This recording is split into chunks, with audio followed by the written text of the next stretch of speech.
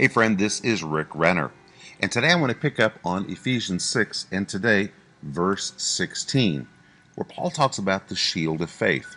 And he begins by saying, above all, taking the shield of faith, wherewith ye shall be able to quench all the fiery darts of the wicked. I can't do all of this in one, so today I'm going to cover this, and I'm going to be back to talk about it again tomorrow. But notice he begins by saying, above all. And people automatically think that that means the shield of faith is more important than anything else. But in fact, the Greek phrase is epipassen. It means covering all. It describes the position of faith. Faith does not belong behind you. Faith belongs in front of you. It's something that has to be out front. And it's interesting that when you read about faith in the Greek, it's always in the dative, and the dative is something always shooting forward. It always has motion, it has momentum. And now Paul portrays faith as a shield, covering all, out front, in front of all. Now the Roman shield was very interesting, because when a Roman soldier would come into the infantry, they would measure him, and they would give him a sword according to his dimensions. They would measure him from side to side, from top to bottom.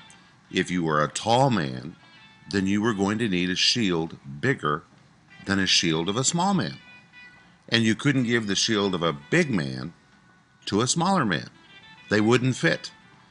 And so every man received a shield according to his size. Well, think about it. Romans chapter 12, verse 3 says, God has given to every man the measure of faith. I've heard people say, oh, I wish I had the faith that this man had, or if all things would be different if I had the faith that this person had. Quit worried about that. You're thinking about the wrong thing.